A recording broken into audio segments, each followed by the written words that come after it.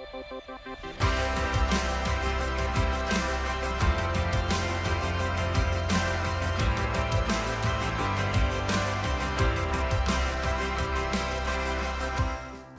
to our Masterclass Roundtable. We're going to be chatting about cultivating marketplace connections within church. We have a great panel here today. So one of the first questions I wanted to ask was to you, Val, over there. Yeah. What is this marketplace thing? What does it even mean for church leaders and in church? That's a good question. There's one obvious answer, but I mean, there's 2 points that I kind of like zone in on always. First of all, the marketplace is a great place for, to bring the word of God, to meet Jesus. So for instance, like, church is on Sunday and we have great, connects in the middle of the week and whatever else, but most everyone's going out there all day, every day to do what they do. So it's like, that is the best place. The other thing is, a lot of times in church life, people look at the, up front and, on the stage, and they think that's the goal. And it's like, you know what? There's only so many people who can fit on that stage, right? So what are you going to do with everybody else? So we love to empower our people who are out there day in and day out to be the minister out in the marketplace and to bring the word of God in a relevant way, not kind of weird, so that they are, empowered to do what they need to do, but also to feel really good about their role in church life. So those are 2 main reasons why I think there's a million more, but those are two big ones for me. That's great. That's awesome. Yeah. And I mean, how do you navigate then that, I guess, that tension between people seeing what's happening on the platform? I mean, anyone can chime in on this. Seeing what's happening on the platform and thinking that maybe that's the only place for them to express their gifts versus there's so many areas for them to do that during the week in their own marketplace. Really quickly on that, I've learned a lot from the church I was in New York, and so our pastor was fantastic about empowering all of us who are out there. And New York City is all about work, right? Everyone's in there for their career, so it does have to be modeled or promoted by the person who's those that are running the church. They've got to be the ones to champion this, really, for it to really take off. That's awesome. Do you guys have any tips on how a church leader could actually help champion that within their church? Yeah, absolutely. I think at our church, we definitely talk about it, preach about it, and try to inspire our marketplace leaders to go out in the marketplace and take their place of influence in culture. And we do it by saying, God calls people to the marketplace. And so I think marketplace people want to hear that. They want to know that you don't just have to be a pastor or worship leader or a missionary to serve God. Can I interrupt quickly? Yes. Do you actually use the term marketplace when you are sharing it from stage? Or is that kind of like an us and them term? It's a great question. And I've asked business people that. And I said, do we just say marketplace? Or is that like a weird Christian term that we use? And they've told me that they understand that language. And so we've continued to use it. And I think just within our culture now, people know what that is. And so what we tell people is, hey, God has called people to the government. God has called people to entertainment. God has called people to media, education, business. God has called you there. And the most holy and sacred thing that you can do is do what God's called you to do. You don't have to be on the platform. So just good, to serve God. That's great. That's amazing. I think that's been a change that's happened recently in church culture, because I think once upon a time it was, no, don't go into the entertainment industry, don't go into marketplace, don't, no, it's evil, I guess, almost. So I love that we're changing that terminology now, and we're empowering people to bring God into every aspect of life, which is really cool. Yeah, I suppose, Jess, the big part here with marketplace is really being careful about not excluding. And wanting people to change their identity when they come to church, not realizing the gifts in the marketplace are needed in the church. And then what they get is to manifest that in a way in the marketplace that is relevant to the marketplace. We don't want church to surface in the marketplace, but we want the DNA of Christ to manifest. And I think that's most probably the biggest part in our church is making sure that marketplace people don't feel excluded. So the length of service you have, their gifting surfacing, is just giving them a reality that there's a place for this here.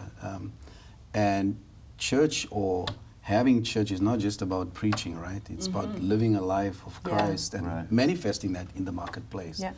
And I can tell you in our church, some of the greatest, if I call it the greatest investors in our church, was people that most probably have not put foot in our church. Wow. They've just enjoyed our lives lived, the work we do, and then felt like they wanted to sow into our world and So like bought seeing into it from the outside, exactly. looking in. So I think just having that sense of not everything must be you must show up on a Sunday. Right. You could activate the marketplace in your ministry, and you could also activate your people in the marketplace. And to be honest, church should be in the marketplace, right? There's not like a marketplace and then this church. Right. The most relevant church is actually in the marketplace. And I think that's the big part, is that we must watch that we don't exclude marketplace from church. So this brings up an interesting question then. So talking about excluding church and marketplace, how do you marry the two then? And how do you encourage, what you were saying, that you develop certain things to accommodate for people that are in the marketplace, like as far as service times and different things like that? How do you balance accommodating for people's lives but also encouraging them to step into serving or a new level? I probably want to direct this to you, Matt, because you haven't shared much yet. How do you navigate it? How do you encourage somebody? Because I believe that a marketplace person is still also called to perhaps serve on the team.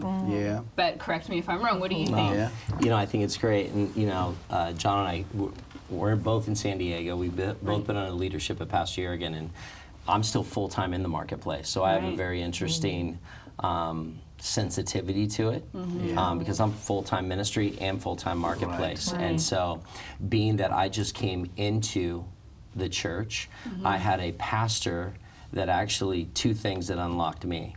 I knew I could serve a little bit, but I was holding a lot of my own cards because I didn't know that I was given permission to thrive in the marketplace without being judged.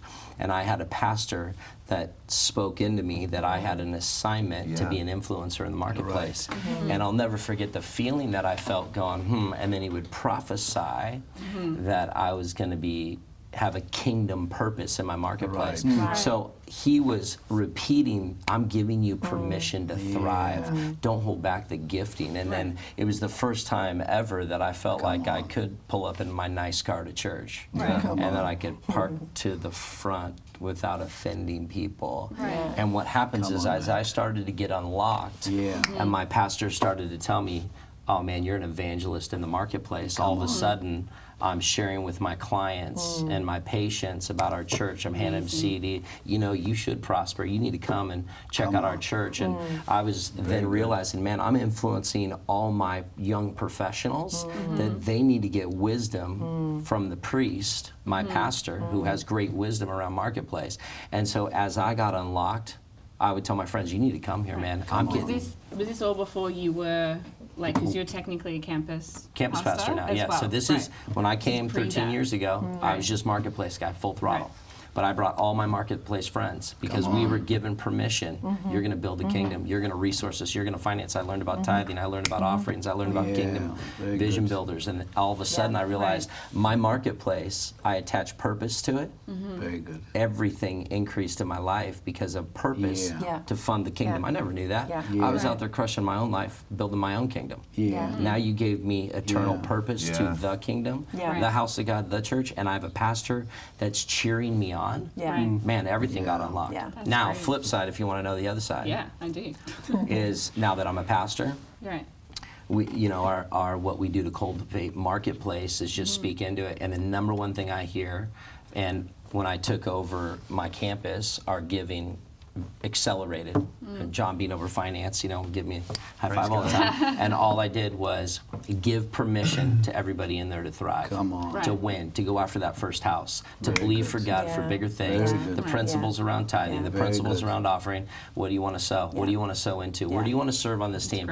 And I make honest, no apologies. I have no different exception with big givers. You should be serving on the high team or a team. I mean, that's great. We're all doing this thing. Marketplace is marketplace. I was on the parking team with John in the marketplace, showing people where to park. I had patients that would pull up. Here I am, their doctor, and I was parking them, and they're like, Dr. Matt? And I'm like, yeah, right on, man. Welcome to church. So I felt invested that I think if we give them permission not to serve, we're actually taking away a higher calling that when I started serving, I'm invested, and guess what? I wanted to write the check. I was out there parking people. Yeah. Right. Well, understandably, as a pastor, I felt like that at times, and where you're like, oh, well, this person, they run, a massive agency, so I don't want to pull on them too much. Yeah. But the truth is like busy people are the ones that get things done. Yeah, and true. it's great. You can pull on them, and they want to serve in church. They love it. They know how to say no. Yeah. Like exactly. if they're that busy. If they're saying yes, they mean yes. Can I No say one's one ever thing asked him. about what he said, though? Yeah. The reason that he's probably invited half of our church, literally, to C3 San Diego is because he is excellent at what he does. Right. And so when Pastor Jurgen or when our leaders give permission for our marketplace people to flourish and be influential, that's why everybody accepts his invitation, because they they're see a inspired by doctor who is killing it in the marketplace and who is speaking into their life, who cares about them, and so they say, yeah, I'll come, I want what's on this guy. Yeah. Come on. Right. And so they come. That's why we have to encourage them to flourish. Yeah. Okay, so let's get to the tangibles of a pastor then. So a pastor has marketplace people in their church. How, but if they don't have marketplace experience, so you guys are speaking from marketplace experience, how would you, maybe I'll direct this to you, you do have marketplace experience, but you're now in the pastoral role. What advice would you be giving to pastors and other church leaders that don't have experience there to still call that out in people and encourage them to serve? Yeah, well, one of the things Mary and I found when we first arrived in Hong Kong was that the marketplace was a very toxic place, and drugs and substance abuse is a major thing. But secondly, it's one of the biggest issues is they're working back to about 9, 10, 11 o'clock at night, so it's very toxic.